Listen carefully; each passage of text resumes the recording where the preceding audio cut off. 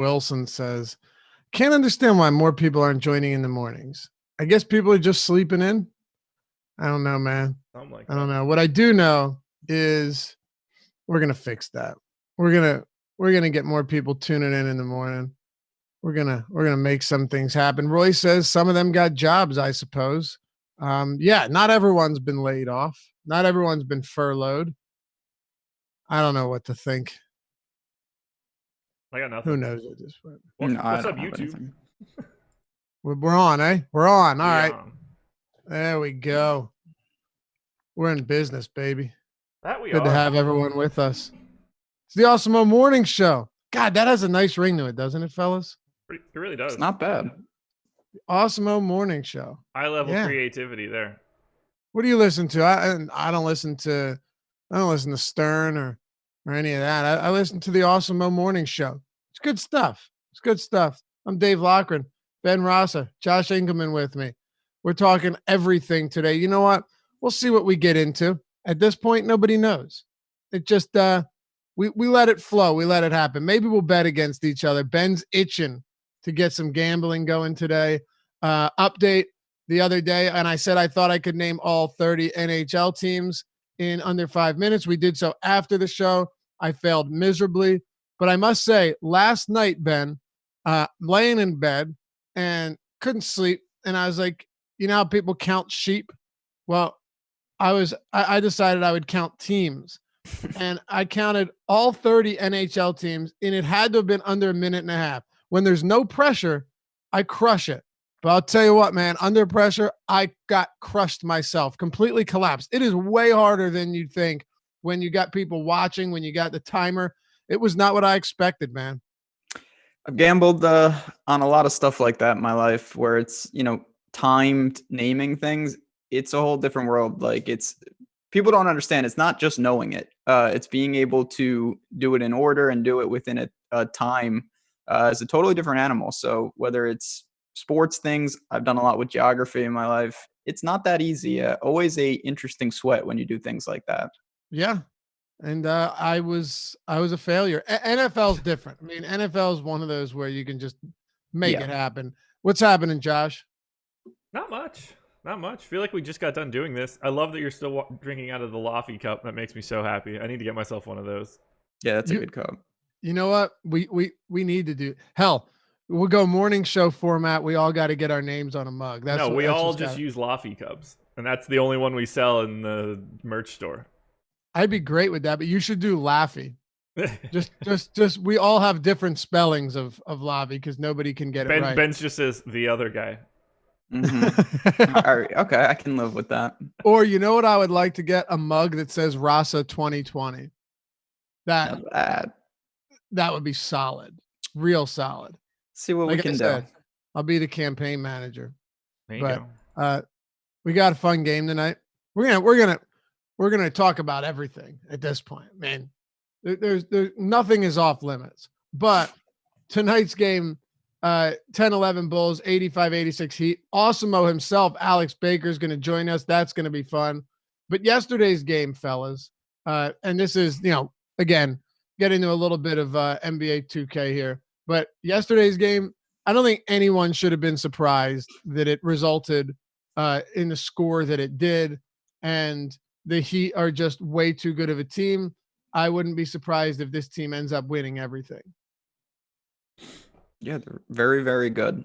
I thought that the Rockets actually played pretty well, which is a testament to how good. Yeah, the team. I mean, Hakeem was fantastic.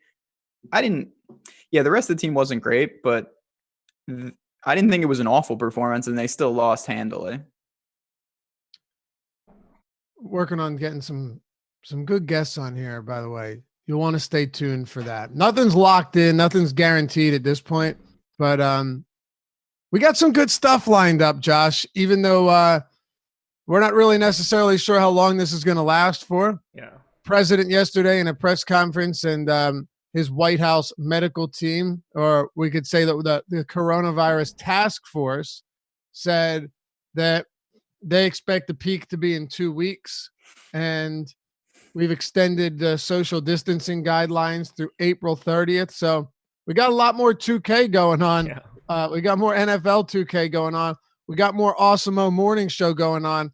And I think Anchor says Trump doesn't know nada. No, but I mean, if there's medical professionals that are there that know more than I do, which they do, you know, I'm going to go. Whether he knows anything or not, we do know that they are extending the guidelines for another month. That's factual. I mean, I have no doubt that he knows as much as anyone else. Whether or not that's what gets communicated is a completely different thing. But that's why they bring Pence on after him. He's clearly getting the best information. Google Translate. Yeah, they bring Pence on to say everything that he wanted to say, pretty much. Yeah, but yeah, he may not be the best medium for disseminating that information, but I promise that he's getting the best of the best. Right. Yeah, and I don't care if you love or hate the guy. I'm just telling you what's going on in the world. You know what I mean? Like that's it. We're certainly not going to make this a political show, even though I would love to. I promise you that. So I like talking unrelated to politics. Does he do a reality show the moment he's out of office, like The Apprentice, The Return of Donald Trump, or something? I don't know, man. He might need to sleep for 5 straight years.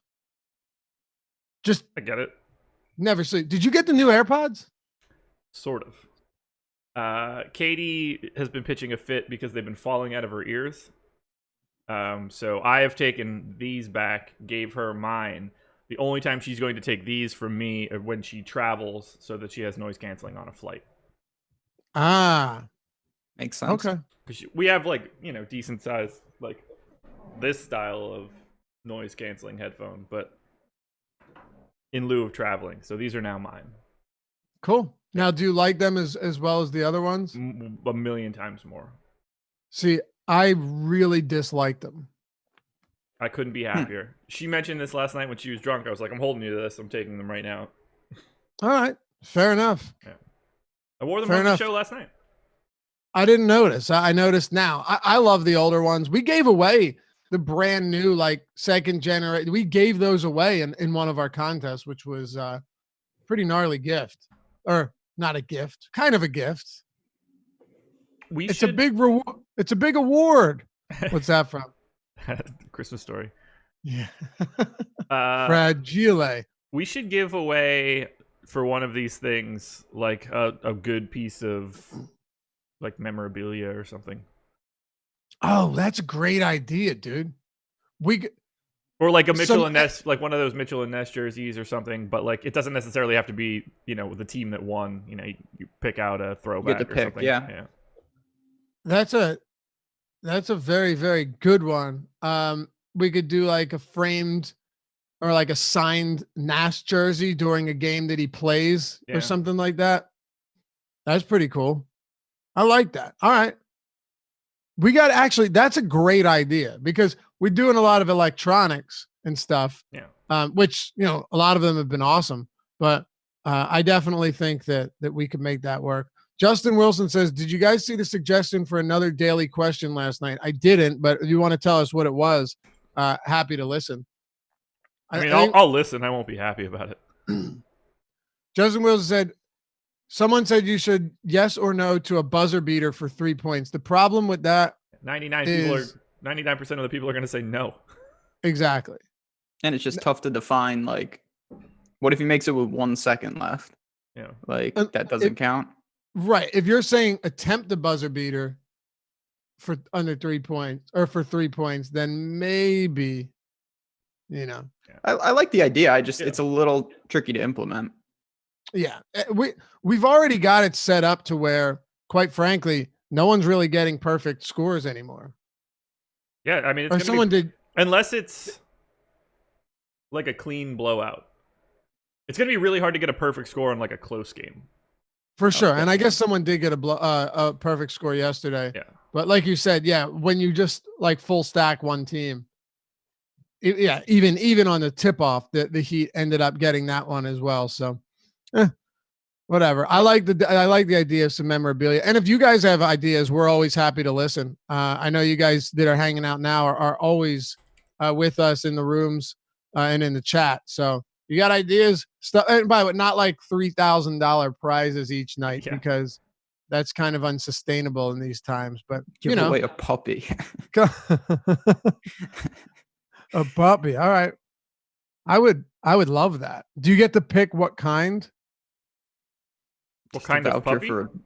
for a dog? No, it's got to be a dog that was at your local vet or pound for a year.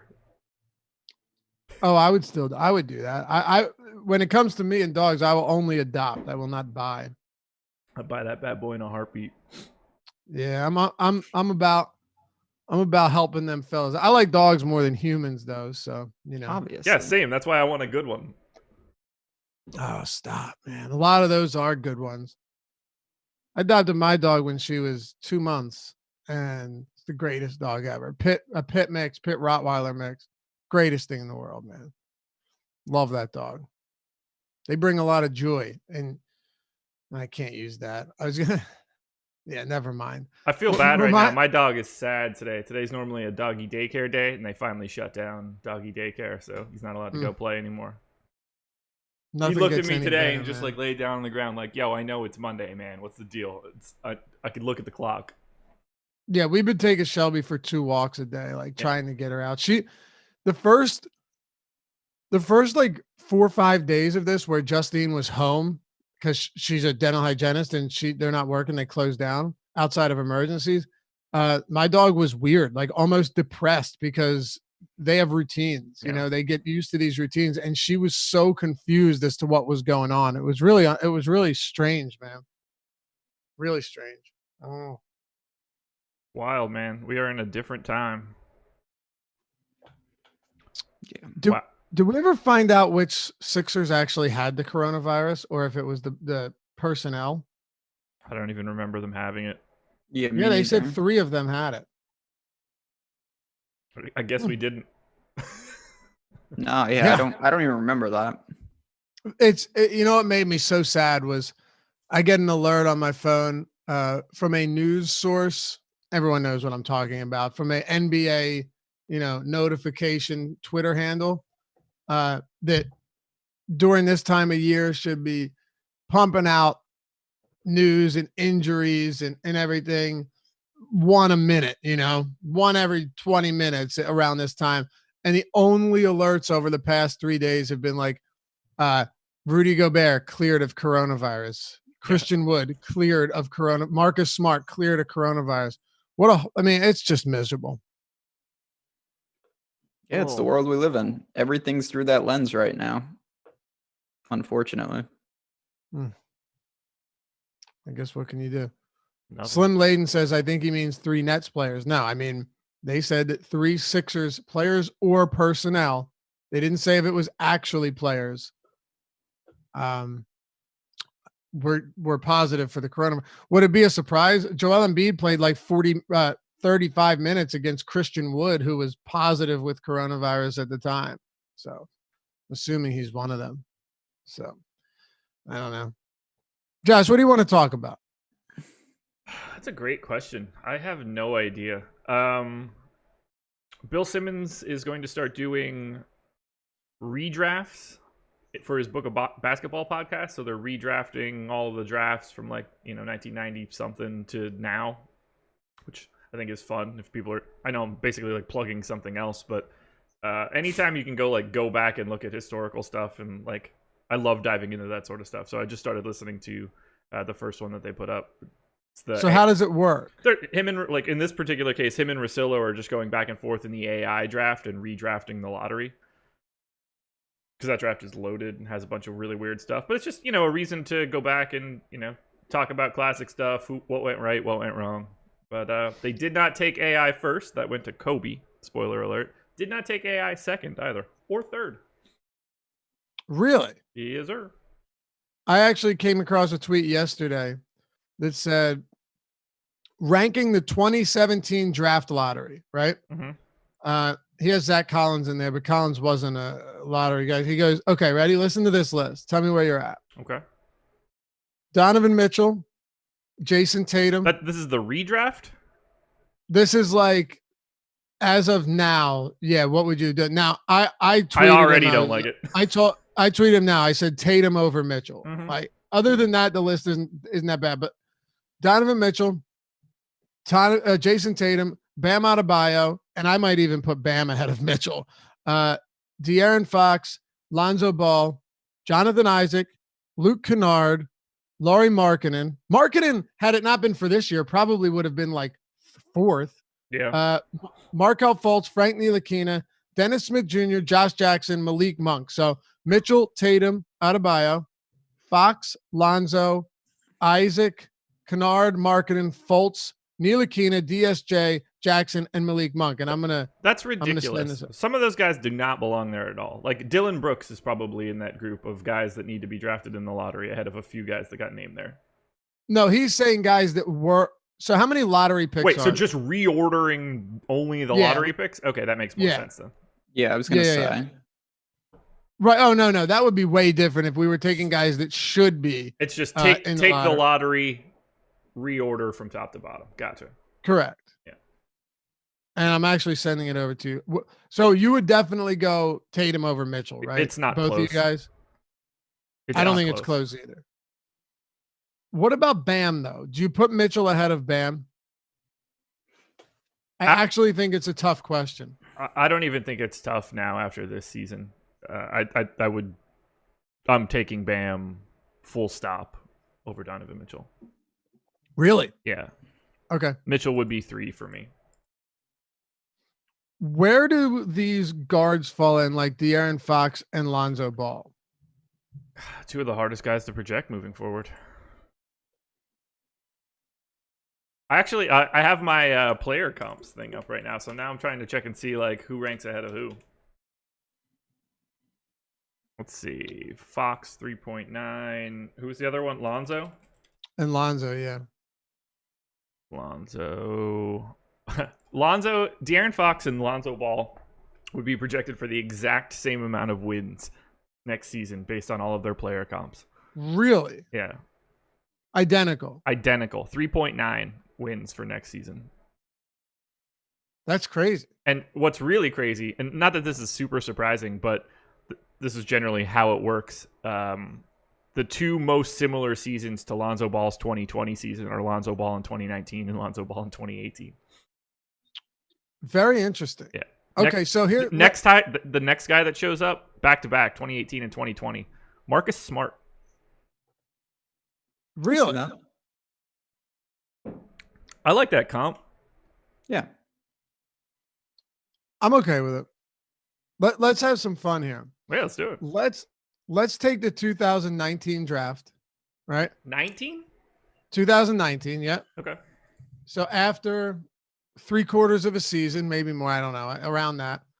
I just sent you guys.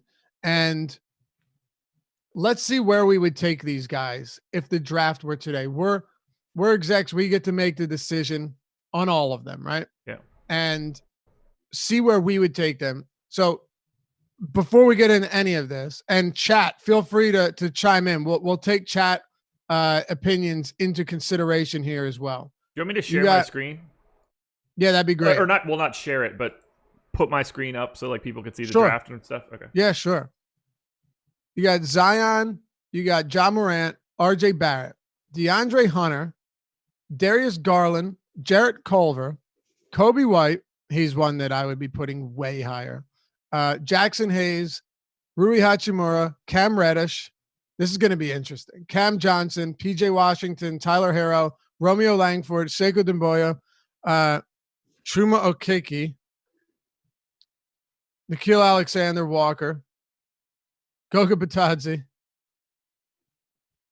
and then Lucas Samanic.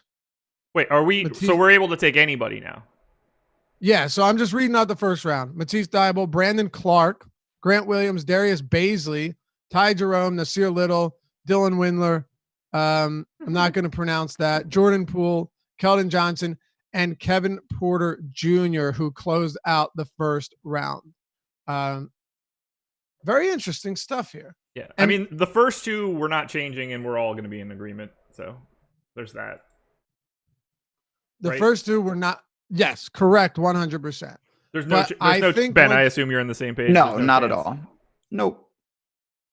But I think once you get to number 3, what we've seen out of RJ Barrett, Mhm. He's been okay. No, pass.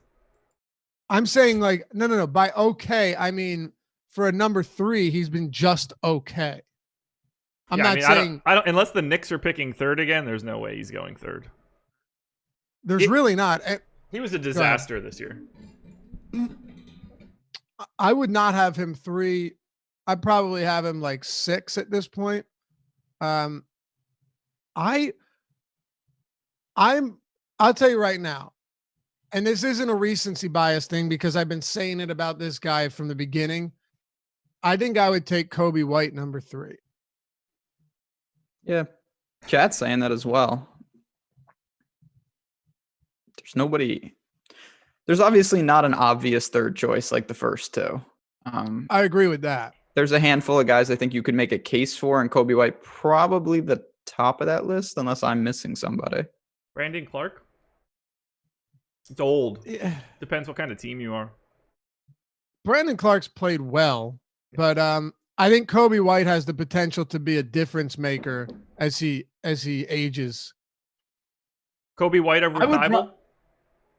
What's that? Kobe White over Thibault? Yeah. Okay. Matisse Thybulle has to develop some offense, or else you can't give the guy more than like 20 minutes a game. Would you take Cam Reddish over RJ Barrett? I actually think that's a question. No, I wouldn't. Okay. But I wouldn't really want either one of them. Would you take Tyler Hero's another one? Where would you take Tyler Hero? We know Zion and John Morant go 1 and 2 respectively. I'm putting Kobe White 3. Where does a guy like Tyler Hero go, who when healthy has actually played pretty well? I mean, he moves up, that's for sure. You know, you're taking Hero before Culver and Cam Johnson, probably Garland, Hunter.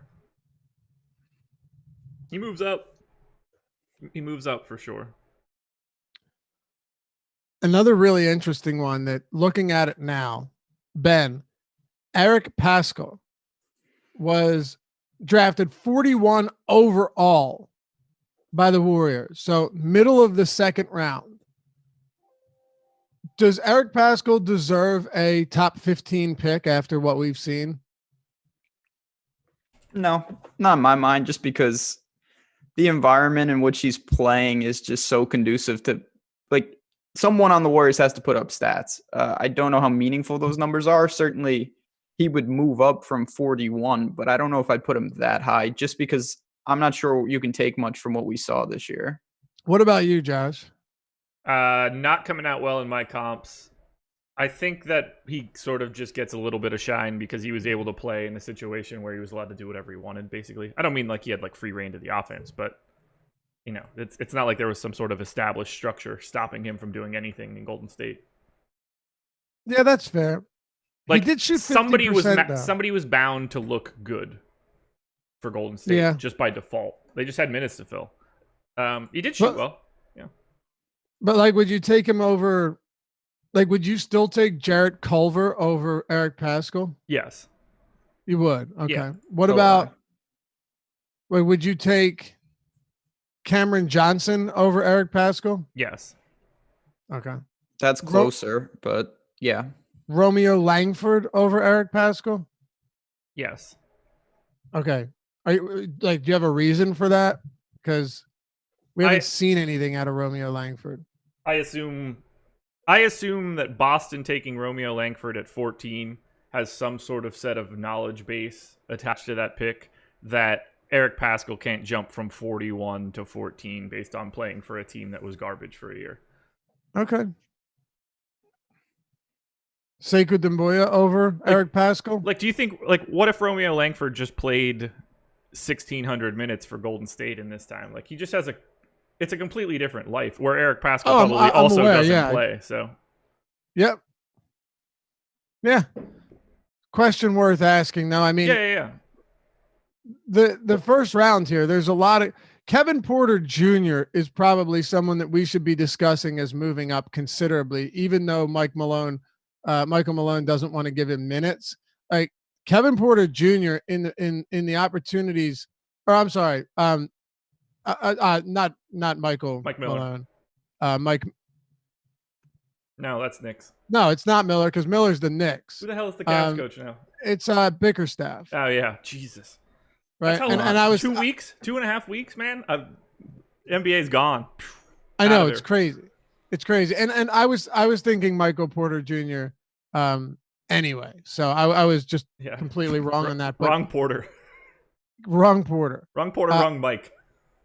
Right. Yeah, not great. And wrong draft, by the way.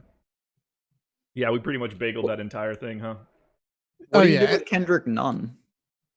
Crazy, right? I think he's also one that like really benefited from the fact that he got a ton of additional playing time around a lot of good players, but he did play really, really well. He's old. I mean, 24 this season. In my comps tool, he's got a couple like legitimate NBA player comps at the top. Bogdan Bogdanovic from 2019, Fournier from 2019, Tim Hardaway Jr. 2018. I mean, these are like starters. He was really good in college. Really good. None was. Anthony Marcus says, "Who is Chuma Okeke? Get that guy out of the top 20." He was supposed to be legit, but he blew his knee out. Like in the tournament, or like right before the tournament. Yeah. No, in the tournament. Yeah, for Auburn.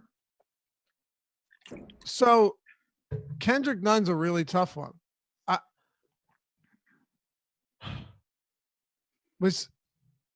But he wasn't. Was he undrafted? Yeah. And hold on, undrafted, spent one season. Wrong. This would be the wrong draft. It's the year. Yeah, it's the year before, but undrafted nonetheless. Yeah. This just happens to be like his rookie season. Yeah, yeah. But he spent a year in the G League. Mm-hmm. Yeah. I don't know. I think Pascal would, just given what we've seen from him, would warrant a first round pick, and I say that because. Oh yeah, I agree with. Okay, yeah, because if you can do even that on a bad team, you're not a mid-second rounder. Here's the problem. He's 23. Is he? Yeah. His ceiling. Go ahead. No. Go ahead. His ceiling. This could be interesting. Yeah. I was just going to say, like, going back to Romeo Langford, even for what I saw in college, his ceiling is just significantly, like, Pascal, I think, is solid, but I don't know how much variance, like, where he could. What is his ceiling? I don't think it's much higher than what we've seen. Whereas the guy like Romeo Langford, he could be really good. He could also be a bust. We just don't know. Was Pascal good at Fordham? I thought he went to Villanova. Yeah, he did. Oh, he went to Fordham and then Villanova. Okay, I was gonna say I may not know who this is. I was looking. It said he played college basketball for the Fordham Rams and then Villanova. Yeah, I mean he was part of really good teams at Villanova. He didn't stand out per se, but he was solid. He's like a guy you want to be like the ninth guy on your team. Yeah, great part of a team, but I don't think he could ever be a key contributor on a successful team. Does anyone ever really stand up for recently? It feels like all those Villanova teams, even the really good ones, just have like a bunch of really good players, but nobody that jumps off the page at you and becomes like a massive success in the end. Like they're championship winning teams. Archie Diacono was on it. Archie Diacono, but and who was the other guy? Bridges. There was one that hit when they won their first championship a couple of years. Not their what? The guy that hit the buzzer beater. Yeah, exactly. Amazing. I can't remember the name it's now. It's a short last name. Not Wright. That's Jay Wright. I just saw this shot against North Carolina. I can see it in my mind. Chad will tell us in a second. Not Jalen Brunson. Not Josh Hart. Not Josh Hart. Chris Jenkins. Yep. Chris Jenkins. There it is. Did you get it? Yeah, I mean, what? I didn't get it. No, Luffy, did you look it up? Because that didn't come into the chat yet. Yeah. Oh, okay. I was like, great pull. Villanova. I am a Google master. I googled Villanova buzzer beater championship. Boom. Yeah. Chris Jenkins. Yeah. Jalen Brunson probably, not that anyone cares, is best Nova player of recent memory, in my opinion. He was really good. And that's not saying a ton. Yeah. Josh Hart was the National Player of the Year, was he not? Oh, Josh Hart would definitely be the one. Yeah, but where are we cutting this off? Yeah, Josh Hart was several iterations ago, was he not? Yeah. No, Josh Hart was on the first championship team. Right, but he's been in the league for 3 years. Oh, all right, but I'm saying he was on Archie Diacono's team. Archie Diacono was at Villanova for 25 years, so he played with Kyle He's Lowry. in the guy from Perry Ellis, who was there for about Archie Diacono played with Kyle Lowry and Kerry Kittles and all sorts Alan of guys. Ray. All right, but Jalen Brunson's only a year after. Yeah. Josh Hart. What are we talking about right now? What is just Nova? We're just naming Villanova guys. I forgot about him. Yeah. They've had some dudes. Who?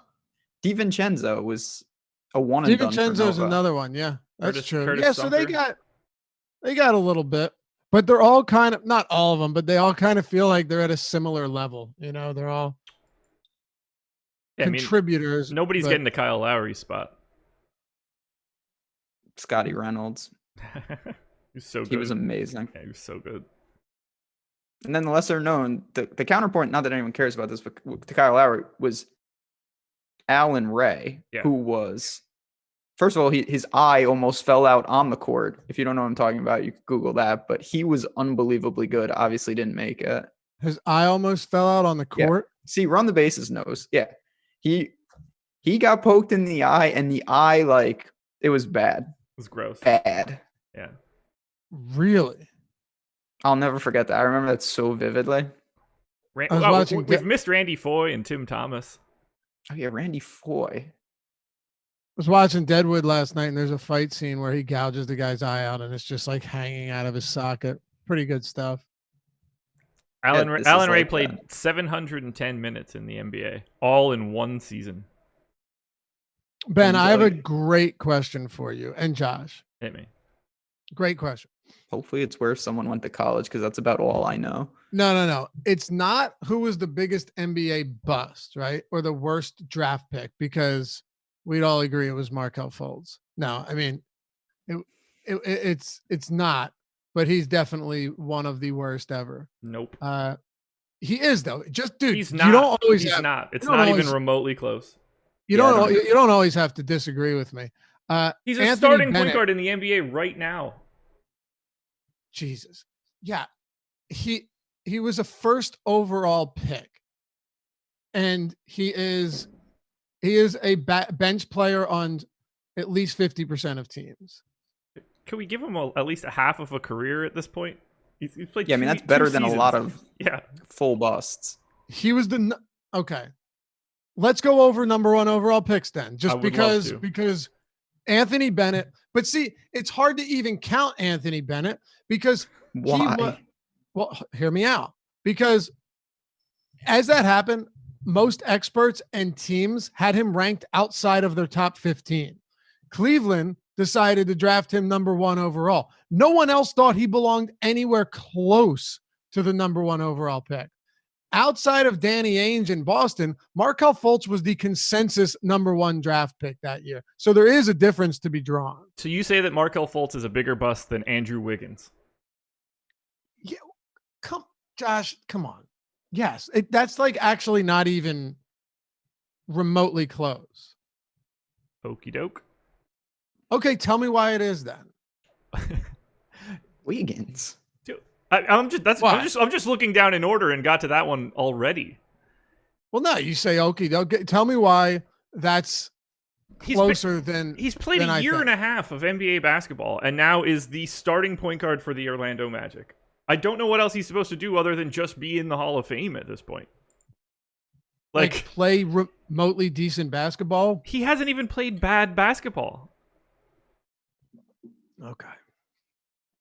I mean, but I'll ask you this: if he's on the trajectory he's going to be worse than Wiggins. Of course, it's not even going to be close. And Wiggins was better. Like when you look at Wiggins' first couple of years in the league, at least he could go out there and Wiggins will never be what he was anticipated. That's close, the point. right? Yep. Not even close. I've great. never said that once. But in terms of like, can he do anything that you brought him on to do? Yeah, he can. That's why we're looking at Markelle Fultz. You can't look at him and say that he was able to do anything that they brought him on to do. He was supposed to be a guy that could inject three-point shooting onto this team. Didn't happen. He was supposed to be someone that could take the ball out of Ben Simmons' hands and shoot and be able to have some range. It didn't happen. So, yeah, in terms of a bust, he was capable of doing zero of what they needed him to do. His role in Orlando is that of someone you could have drafted in the late first round. Like I'm serious. If you were to, let me just ask you guys this then. If you were to say, all right, well, you have Markelle Fultz or take like Thomas Satoransky, who is what? Yeah, I'll take the 30-year-old guy to play better in the NBA right now. Well, no, I'm not talking about like current age. I'm saying Thomas Satoransky was picked 32 in the second round in 2012. All right. Put Satoransky in whatever year you want. There is no noticeable decrease in production from someone like him to Markelle Fultz. I agree. So do I. But obviously, Fultz still has plenty of room. Yeah. To I'm splitting the difference. I think, Josh, you think like if he stays on this trajectory, he's going to be all right. I don't agree with that. I think that he could be a low-end starting point guard in the NBA for a while. Right. Where as somebody that was drafted number 1 overall and not going to get it done. Like you were just talking about what Fultz was supposed to be. Andrew Wiggins came out of college supposed to be like a defensive maven. That was his calling card. He's one of the worst defensive players in basketball. He basically did the exact opposite of what everybody expected him to do coming out of college. He became a hollow scorer at best. And so is Fultz, except to an even higher degree because he literally forgot how to do what he was doing in college. Yeah, like to me, I look at those things as very, very different. Fultz like Wiggins at somehow. Wiggins at least averages 20 points per game for his career. Like at least what does that matter? Well, I'm truly 20 shocked points for a shit team for 6 years. Okay, and Markelle Fultz is starting on a shit team after being traded because he was so like I'm shocked that you're comparing Wiggins, who I'm not going to sit here and champion Andrew Wiggins. I've never been a big fan of Andrew Wiggins, but to compare him as the first overall pick to Markelle Fultz, I think is lunacy. Like Fultz has been a colossal bust. I don't think that he's a bigger bust than Andrew Wiggins. Wow. He's only 21 though. Yeah, that's what I'm saying. Like we're writing him off for no reason whatsoever. He's back. Like he's playing. We'll see where that goes, but like this book is entirely unwritten. I'm not writing him off. I'm just saying I'm with Lofty in the sense that it's been a bad start. Bad. Like horrible. This is not a good start for the number 1 overall pick. That I don't disagree with. And even if you were to take his numbers this year, he's averaging 28 minutes a game. Like he's been mildly productive. But you want to take the same logic for like an Eric Paschall. Yeah, you have Vucevic, but Aaron Gordon's been highly underwhelming this season. That's not a good Orlando team. So he should be able to put up some type of numbers. God, Wiggins is so bad. Wiggins is really not good. All right, so no, he's not, but he's not anywhere close. Okay, so we'll do this then, because you don't think Fultz is one of the biggest busts. I mean, like you're throwing out Anthony Bennett. So like I don't know how far we can go if you're already removing the actual biggest bust. Well, you said he's not even close to one of the biggest busts. Yeah, so that's a big difference. So, okay, we'll keep Anthony Bennett in there. Huge bust. All I'm saying is Markelle Fultz was actually anticipated to be good. No one ever thought Anthony Bennett would be good except for the Cavs. So, just saying. Zion Williamson, DeAndre Ayton, who is playing really well this year. You got Markelle Fultz. Then you have Ben Simmons. These are all your first overall picks. Carl Anthony Towns, Andrew Wiggins. Then you have your Anthony Bennett, Anthony Davis, Kyrie Irving, John Wall, Blake Griffin, Derrick Rose. You've got your Greg Oden. That's God, that one an sucks. obvious, right? But like, how much do people always mention him? And I think the argument to be made that he never should have been drafted there is legit. But he was injuries are different than what the argument that he shouldn't have been drafted there. Yeah, it is not legit. No. The only option is 2 behind Durant, but he was incredible. He was incredible in the NBA. He just couldn't play. Right. But there were injury concerns from the jump.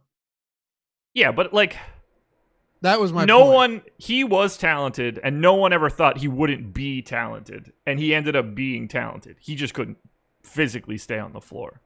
So we would agree that he's not. He doesn't count. I don't like to include injuries as far as busts go. So what about Fultz? That's not an injury? No, because he's playing now. He's fine now, and he said he was never. I mean, before he was injured, he had that wacky shit going on with his shot. He's played less games than Greg Oden has for his career. Okay, so we'll say the jury's still out on Markelle Fultz, but you just kind of. Well, no, you kind of made this a little bit easier for me to dissect because Greg Oden, you said when he played was really good, right? When he played, you say Greg Oden was good. When Markelle Fultz played, he was not really good. Like he's an average bench player. He's maybe an above average bench player. In a way, I grade these two guys a little bit different in that it's easier for a big man to come into the NBA and play well out of the gate. Point guards are usually the longest stretch of time before you kind of get it. But I see where you're going with that. That's reasonable. Andrea Bargnani's one. Yeah, he was not great. That is an epic proportion bust. Andrew Bogut. Andrew Bogut should have been 1 overall. He's like the median outcome. He's like Alex Smith, who also went to Utah. Yeah. Right. And he also had a lot of injuries over his career. But when on the floor, he had a pretty massive defensive impact. Like Andrew Bogut was any team would have liked to have Andrew Bogut on their team is how I view it. Don't disagree.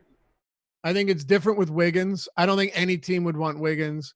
I don't think any team would want Fultz. But any team would take Andrew Bogut for sure. I think a lot of teams would want Fultz. I mean, maybe because like, oh, dude, let's get a first overall pick for peanuts, bro. You know. Do you think he has more value now than he did when the Sixers traded him?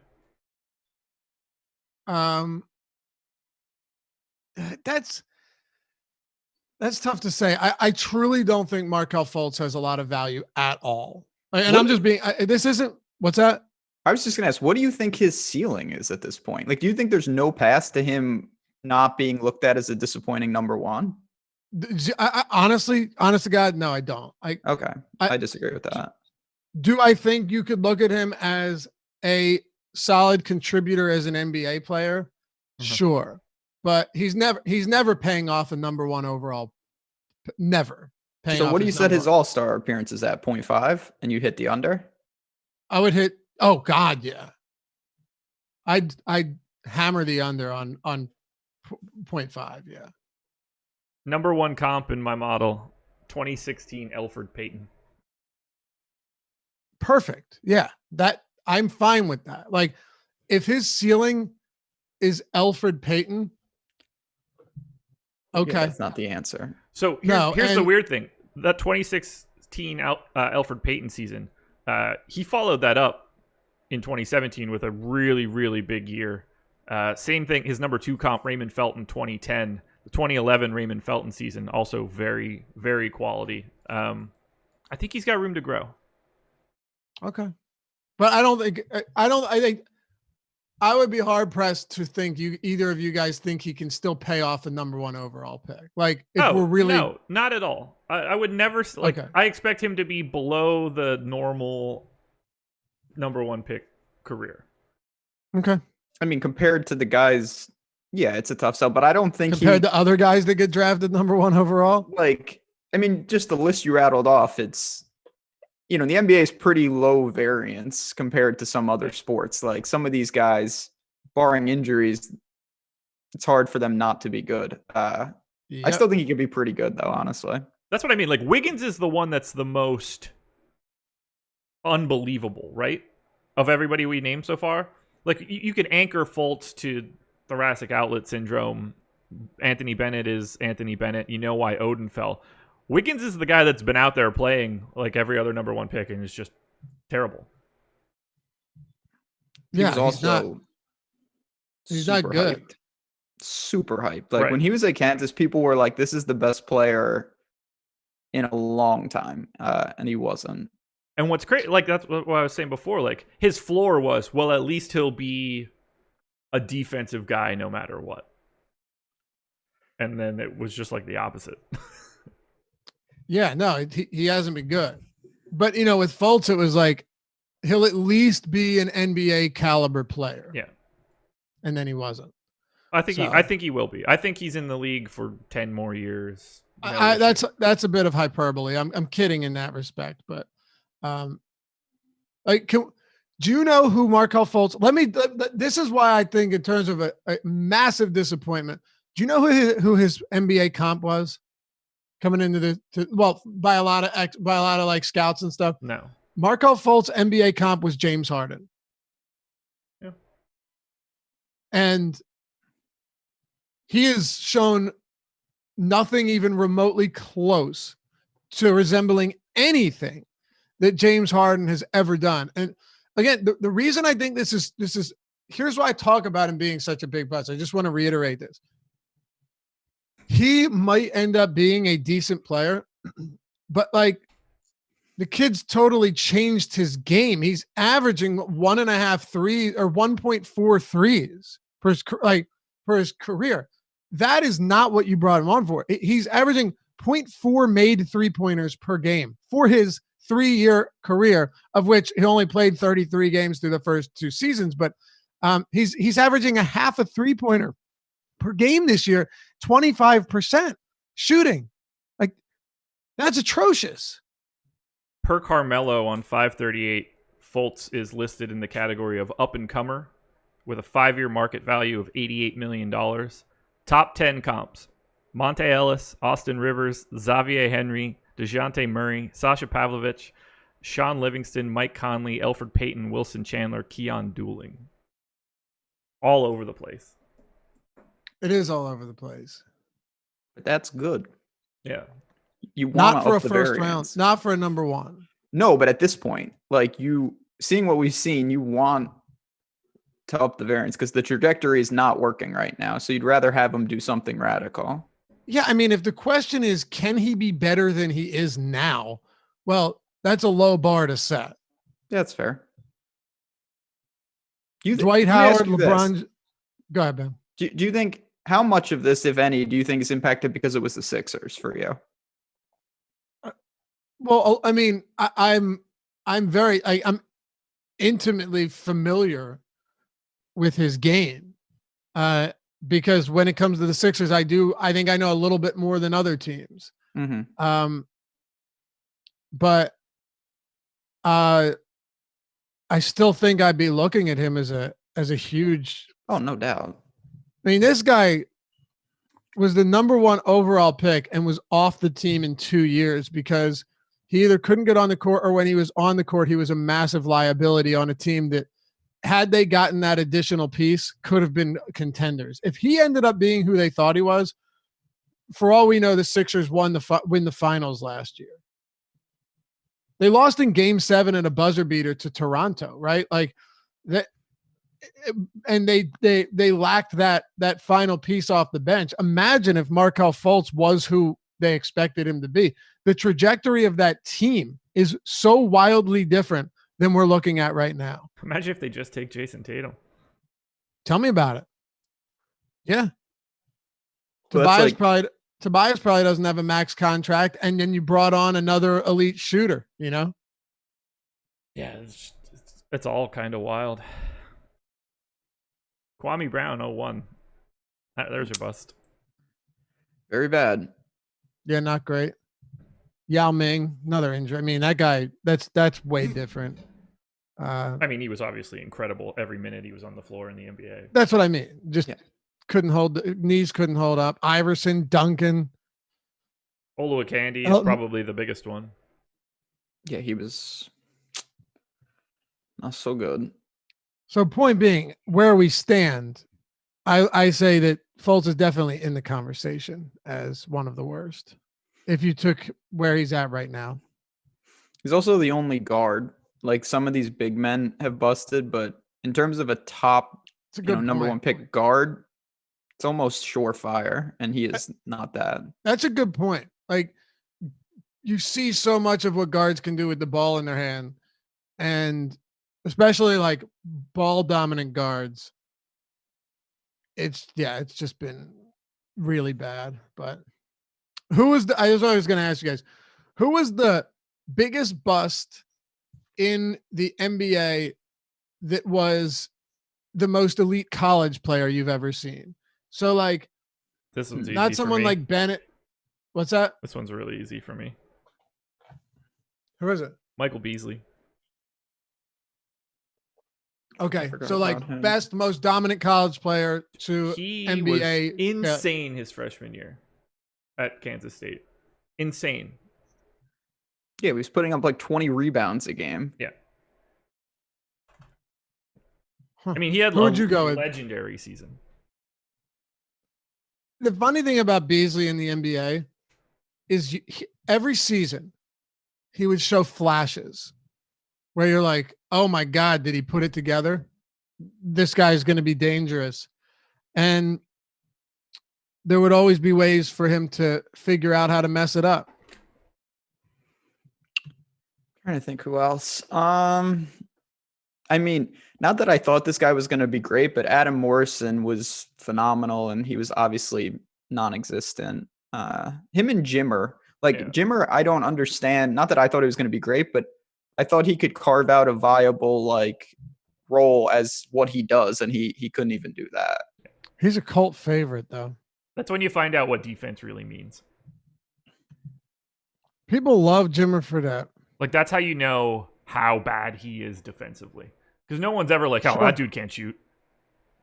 Yeah, that's a good point. Like, you learn what the real low end is for being able to be on the floor for the NBA. Because there's not a single talent evaluator out there that's like, he doesn't have an A++ shot. And that's how bad everything else is. Yeah, and a lot of players are just elite in college, and so many of them can't make that transition. I guess, a lot of it has to be defense because, you see it so often where really good players, like really, really dominant players, just can't convert their game to the NBA level. And I guess defense plays a massive role in that. Yeah. The Beat, that's a good one from chat. I thought he would be really good. He was not. That is a good one. That is a very good one. You guys. Terrible. What? No. Terrible. They actually talk about that on the Simmons podcast that I was listening to this morning. How that was just like lauded through all draft circles as one of the worst picks ever at the moment it was made. What was the worst? I'm not picking. What's the worst draft class ever in the last 10 years? I mean, I feel pretty good about this one. I would just have to Google it. Like, I can't remember who's in it anymore. No, it's tough. I just wouldn't know off the top of my head any longer. I mean, it was the Kenyon Martin draft for the longest time. I don't know if that's been eclipsed. The 2010 draft is tough because you had a few good players like John Wall and DeMarcus Cousins, right? Derek Favors. Yeah, like it's already still just 2000s then. Yeah, but Evan Turner went second. Wesley Johnson, Ekpiudo. The worst, I mean, Greg Monroe. I guess it wasn't terrible. Gordon. No, the more I look at it, this was actually wow. Remember Grievous Vasquez? Got traded for a first round Maryland. pick to become somebody good. Avery Bradley. The 2000 draft is a dumpster fire of garbage. God, we'll get into that, but I just want to, as a Sixers guy, I'll just listen to this real quick. They took Evan Turner, number 2, passing up on Derek Favors, DeMarcus Cousins, Greg Monroe, Gordon Hayward, Paul George, Eric Bledsoe, Avery Bradley. Oh my God, dude. Evan Turner went before all of them. You named some guys that he should have still gone ahead of, but that's fair. Who? I don't care that they take Evan Turner ahead of Avery Bradley. In terms of like career production, Avery Bradley has been way better than Evan Turner. He was really good. Like, I see why they did that, though. Less win shares. Bradley went 9. Less box plus minus. For Bradley, that is. Sure feels like Bradley's been on some good teams and defensively has been a really good player. Yeah, he has been one of the guys that like the league talks about as being a good defender that the advanced stats have never been like really nice to, which is kind of hard to reconcile. Yeah. I guess so, yeah. I don't know. Even when I watch him, like he just makes life tough on opponents. Evan Turner never really did much, but whatever. Certainly wouldn't take him above Paul George. No. Let's see. Or DeMarcus Cousins. Well, I mean, Cousins went 5 for reasons that have nothing to do with him being the 5th most talented guy in that draft. Yeah. How that Kentucky team lost is beyond me. Yeah. Daniel Orton went 29th, barely played for Kentucky. Yeah, wow. Jordan Crawford. Okay, so the Sixers took Turner 2 in the 2010 draft. So we need the 2010-11 Sixers team. I want to know like Spencer Hawes. Why did they pass on Favors? Spencer Hawes was their center. It was Hawes at that point. I'm pretty sure. Spencer Hawes, Thad Young, Andre Iguodala, Evan Turner. Yeah, that's what we're talking about.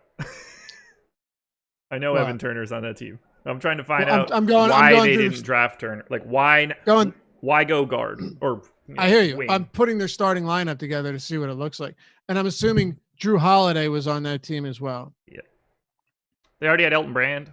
Elton Brand played 81 games in that 2010-11 season. God, what a terrible decision to take him second overall. So yeah, they had Spencer Hawes, and he was their starting center. Wow, so they had Brand and Hawes playing next to each other. Mm-hmm. I mean, that's why you take Evan Turner, I guess, right? Yeah, I mean, not really.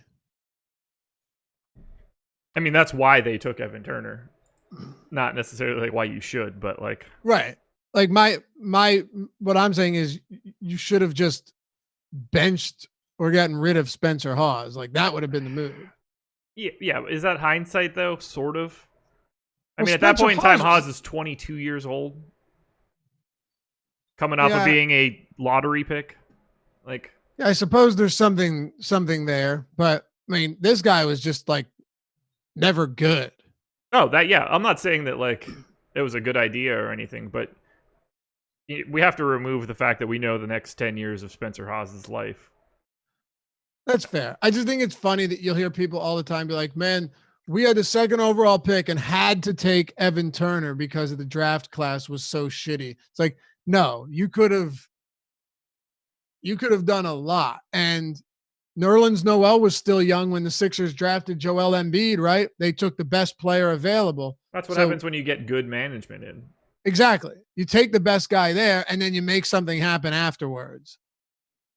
Like, who do you really slot in that spot? Like, let's be serious for a second, knowing what we know for that Philly team, because you're basically saying, like, I can't take a big man, right?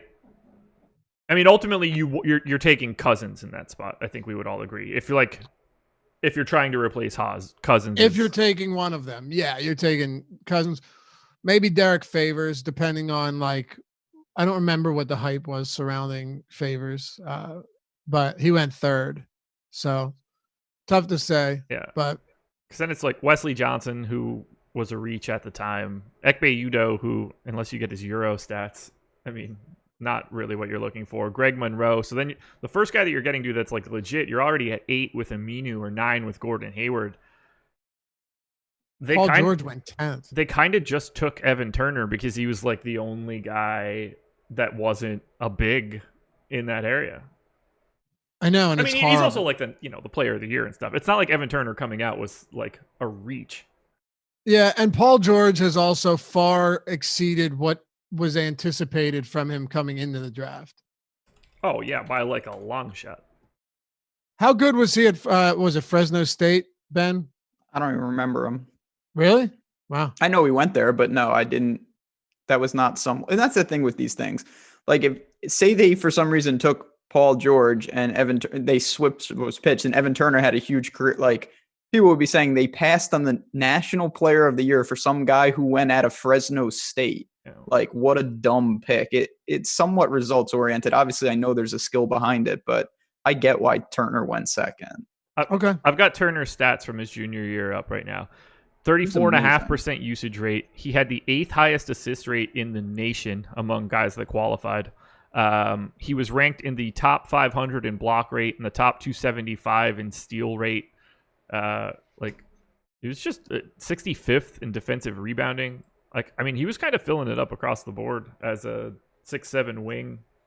Like, it makes a lot of sense. I mean, once he hit that buzzer beater, that was sort of it. Yeah, maybe he was. Maybe there's that bias that I remember him more as an NBA player and not as a college player. And the NBA, never once did he stand out as a good player. But yeah, maybe looking at that, it makes sense as to why they would, have some interest in him. Yeah. He never averaged 15 points in a season. He's just so inefficient. Terrible. Just crazy inefficient. Yeah, he's a career 29% 3-point shooter. That's insane. Who's the first pick in this draft if it happens over again right now? Great question. I love that. How crazy is it the two guys back to back broke their legs aggressively? For me, it's Paul George for me. And then I would go, let's all go our top 5.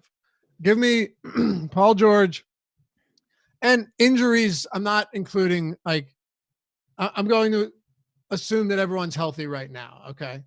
I guess not. We'll take them where they're at right now. We'll do that. We'll take them just after everything. We can't assume DeMarcus Cousins is healthy at this point. Right. But I still would have taken DeMarcus Cousins. We're drafting their careers and what we think what they've done to this point. Right. Plus a normal future. Paul George, John Wall. I would still go Wall second. Then it gets interesting. It's got to be Hayward. That's the tough thing, but Hayward really has. I guess he's showing slight improvement this season, but I'd go Wall, Evan Turner, Hayward. Then I'd go Cousins. Wait, hold on. What? You're taking Evan Turner second? What did I? Oh, I'm sorry. No, I meant no. Of course, I was reading it. I meant Paul George, John Wall, and then I'd go Gordon Hayward. I would throw Cousins in 4th, but my concern is that he was never really on winning teams. As good as he was at stuffing the stats, but he also never had any good players around him. He might never play again. What? He might never play again. Like, I might take Eric Bledsoe ahead of him. I wouldn't. I would put Eric Bledsoe probably 5th, and then I'd go Derek Favors 6th. Like, compare what you expect Eric Bledsoe's rest of his career to be compared to DeMarcus Cousins right now. Are you saying Cousins is that far ahead of him in what we know? No, but I'm saying that if you put DeMarcus Cousins on a team that had legitimate talent surrounding him, I think things would have been different. And I'm not including, you can argue with me all day that, oh, he was on the team with Anthony Davis. That was just such a stupid combination and never made any sense to begin with. So I don't think the gap between Cousins and Bledsoe before right now is as big as what the gap is going to be for Bledsoe from now forward. That's fair. But again, Bledsoe's also, like, we're looking at Bledsoe right now on the best regular season team we might have ever seen, or at least one of them. So it's tougher for me to say. Cousins never had a good team around him. I think it's really easy to pick like these top guys though. Like there seems to be a pretty easy line in the sand after all of the guys that are clearly still playing in the NBA. Sure. But like the numbers we got from Cousins were insane. And I just don't know how much of the losing history of Cousins teams was on him or was on, everyone around him. But this is a dude who averaged 27 and 12, 27 and 11 the following year, 28 and 11 the next year, 24 and 12, 25 and 13, all in consecutive seasons, 24 and 13, 23 and 12. And by the way, DeMarcus Cousins, an excellent passer as a big man, phenomenal. Oh, really? Never really averaged good. less than a block per, one season. Didn't average less than a steal per game in any of his years. He was unreal, man. Like unreal. 4 guys in the top 10 of this draft all had catastrophic leg injuries. Paul George, Cousins, Hayward, and George. Cousins. Oh, yeah, that's a good point. Wow, it's like a cursed year. Yeah. And they are all 4 guys that are like all NBA players. Wow. Ben, who would you take 1 through 5? Yeah, I think I'm pretty much in line with you. It's tough because, like you said, Cousins was his ceiling. If you take the top of these guys, the height of their powers, that's a different conversation. Yeah. Right. Than what we're talking about here. So I'm pretty much in line with that. Chad pointed out Whiteside went 33rd in this draft. He's one of the few guys down the list that you could even talk about here. For sure. Yeah. I think the same thing applies to Whiteside as other players though. Like his numbers are insane, but does Whiteside really help teams win? No, I think I'm in line with you there. Wall favors Cousins, Hayward, George. Is that like the consensus 5? Say it again. Wall favors Cousins, Hayward, George. Oh no, I'm not reading these in order. No order. I'm just like those are. Oh the, yes, those yes, are the yes, 5, yeah, right? yeah. Yep. With Bledsoe. That's my next question. Does Bledsoe pass any of those 5 guys? I think Bledsoe could pass Favors.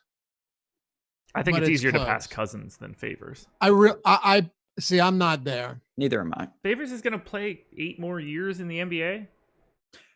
We have to have a realistic conversation that DeMarcus Cousins' career is over.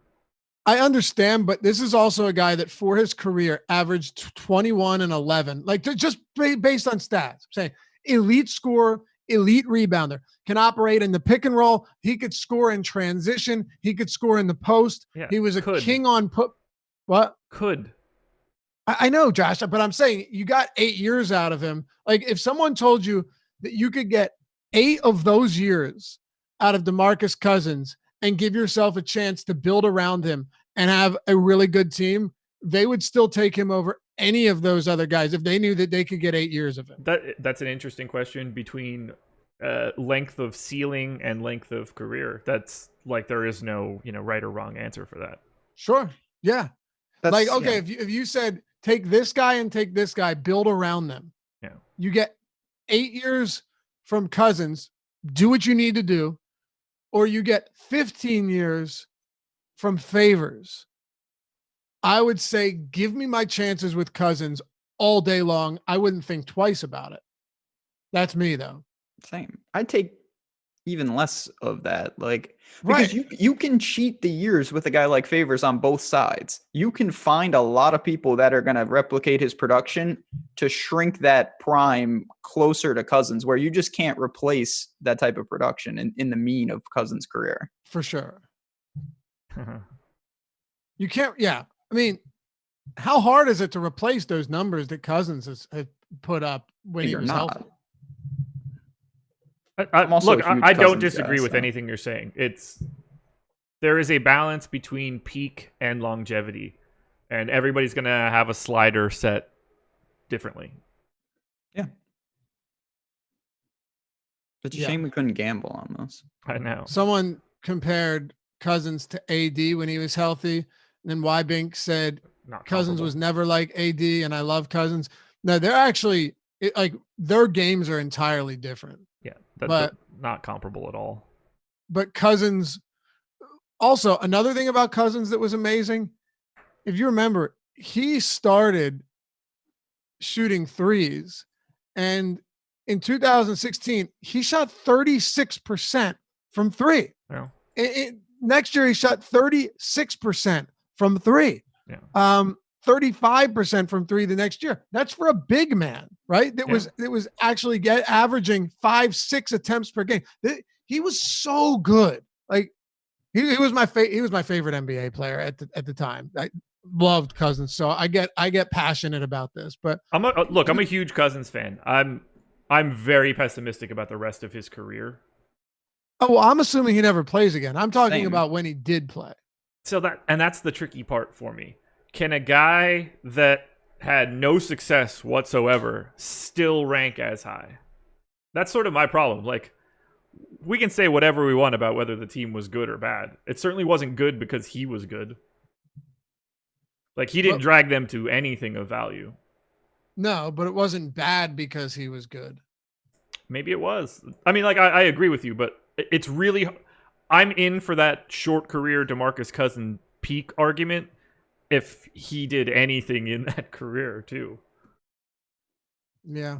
It's a tricky balance for me. That's like, I don't know. I ride hard for Eric Bledsoe, I guess. Yeah, I see that. But like Eric Bledsoe on the Phoenix Suns, that was a terrible team. And Bledsoe was, one of their leaders. Don't you also find it harder to, like, when it's easier for me to drag, like, if you're a really good guard, to drag a shitty team somewhere. Like, Cousins did everything, and the team had no success. I don't know. I give him some sort of a pass just because he's a big man. I don't know if that's just arbitrary, but because you can't really dictate the way the offense works. Like, he can. I don't know. In 2015, 2016, probably his best overall year. The Kings roster was Quincy Acee, James Anderson, Marco Bellinelli, Caron Butler, Omri Caspi, Willie Cauley-Stein, Darren Collison, Seth Curry, Rudy Gay, Costa Koufos, Ben McLemore, Eric Moreland, and Rajon Rondo. Come on. That's a lot more names of decent players than I was expecting to hear. Really, though? Like Quincy Acee. Like who, though? You can throw Rudy Gay out there. At the time, Seth Curry was a nobody doing absolutely nothing. What year was this? 15, 16, 16, 17. Let me see. It was 16. Good. I think 15, 16. Okay. I just want to make sure I had like the team in front of me so I could actually like look at it. So they finished 33-49. 15th in offensive rating, 22nd in defensive rating. They had an over-under of 36. So that's a decent way to take a look at that, too. Like, did his teams classically overperform or underperform their win totals? What was their win total? Look, like, Rondo, Rudy Gay, Darren Collison, Cousins is like a four-man group that, like, teams would have sort of wanted. In name only, though. That I completely agree. Yeah, but like we talked about this. teams would like that at that time. Yeah. We talked about it the other day. Like Rondo stopped helping teams quite a few years ago. 2009. Yeah. Rudy Gay, how beneficial was him? His offensive game doesn't really translate to what helps teams now. Oh yeah, these pieces fit together poorly. Terribly. Yeah. Yeah. It strikes me as a team that should have won more than 33 games. I would agree with that. But that was also the year where the West was like so good. I don't know. I'll give, as Ben said, I'm willing to give Cousins a pass here. Yeah, I mean, look, we're quibbling here. That's for sure. Absolutely. Yeah. Ultimately, if I could have had him on the Sixers, which is coming full circle here, all day, give me DeMarcus Cousins. And if nothing else, Josh, it would have been really fun to watch. So it's Cousins over Favors for you if you could swap that out for the Sixers? Oh yeah, no question about it. Okay. Honestly, I might go Cousins number 2 now that I think about it. And the reason I say that is because 2 or 3. Well, I think I might put him over John Wall because John Wall's never helped the team either. John Wall's never done anything to make a team good. And he's arguably had more. Hold on. Whoa, John Wall went to the playoffs. Okay, good for him. The East was terrible. Hold on a second. Can we let's do that before we head out. Can we just pull up the Wizards roster from what, 17, 18? Yeah. It's John Wall. John Wall, we're going to see a couple seasons of John Wall, taking a team to the playoffs and being good. Hitting shots and jumping on the scorer's table. Yeah. I guess. They had John Wall, Bradley Beal, Otto Porter, Kelly Oubre, Markieff Morris, Marcin Gortat. So it's not like it was an elite team, but they never won a playoff series. I backed them so hard that Did year. you? I think it was against the Celtics, I want to say. And they only went 43-39. Like this was a pretty bad conference. Yeah. I lost a lot of money on that team.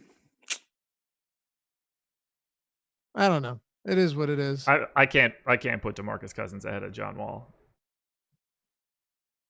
No chance. Neither can I, but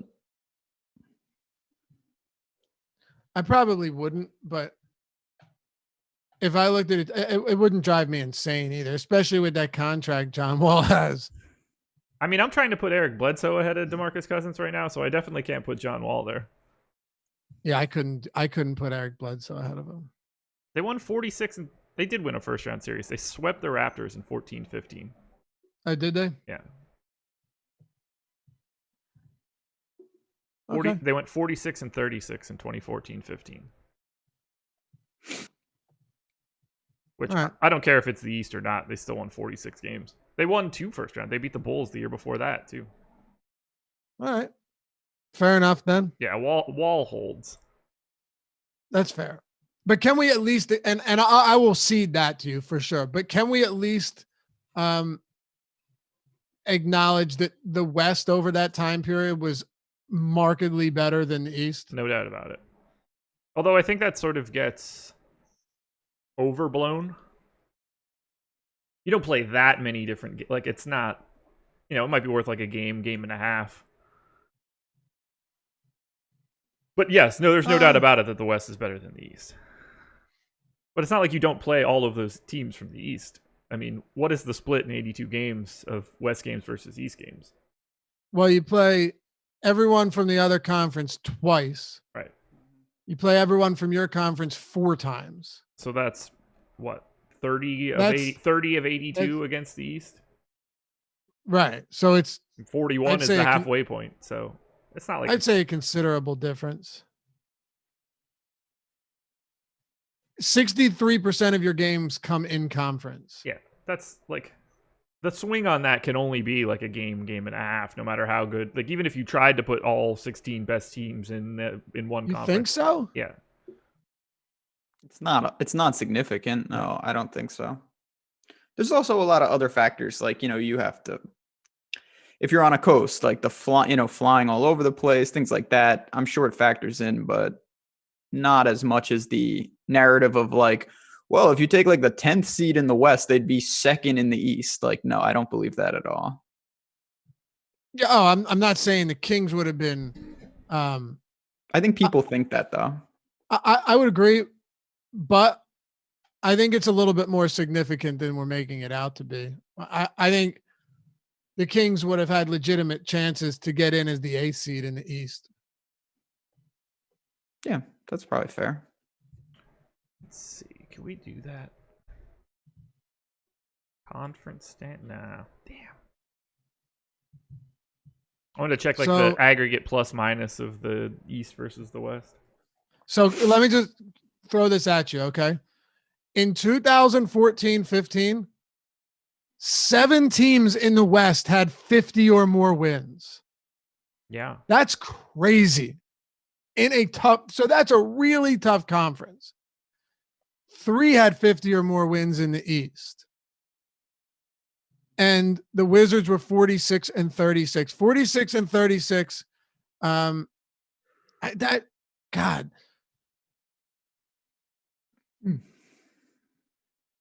It's wild. These are insane win records. 5 of them had more than 55 wins. The Grizzlies were great this year. The Spurs were still good. The Mavs were still good. Clippers, Rockets, Warriors, Blazers. My God, that was a sick division or conference. I'm just looking at stats from that year now. I'm getting caught up. Yeah, well, I don't know. There were still some good teams in the East. I'm not saying there weren't, but just a ridiculous yeah Western Conference. No doubt about it there. Loaded. I mean, the 8th seed won 45 games. I know. The 8th seed in the East won 38. Yep. Crazy. I mean, the 9th seed won 45 games in the West. Yeah. Well, yeah, there was a tie for that spot. Mm-hmm. I mean, the 10th seed was the Suns. They won 39 games. They would have made the playoffs in the East with that record. I know. So would the 11th seed. Yeah, or at least be involved in the tiebreaker. Right. Which I'm assuming they'd win. That's pretty crazy, though. You got anything else, fellas? No, I can do that shit all day. I know, that's the problem. Really We're going to could. be here way too long. That's right in your wheelhouse. Yeah. Thanks for hanging out with us. We'll be back with you tonight. We got a fun one. 10-11 Bulls. Alex Baker, Awesemo himself, Chicago native, Bulls fan, will join us to see them go up against the 85-86 Celtics. Fellas, we'll end on this. Predictions, what do you got, Ben? Tonight, this is a really tough game. I'm going to go with the Celtics, even though I think from what we've seen, there's a reasonable case to make about this Bulls team. But I still think that the way they're structured, they can find a way to win this game. Okay. The total right now is set at 127.5. Who do you got? Or what do you have? Over under? I'm going to stick with my unders. Good defensive teams. I'll say it comes in the 120s, but not that high. Me too. I'm going to go Bulls plus 3.5 and under. What about you, Josh? Celtics under. Celtics under? Yeah. All right. 7:30 p.m. Eastern time. We'll see you back here tonight. Alex Baker joining us for a big one. Final game of round 1. Then we get into the nitty-gritty, some of the best matchups that you're ever going to see on an NBA 2K simulation. 7:30 p.m. Eastern time. We'll see you there.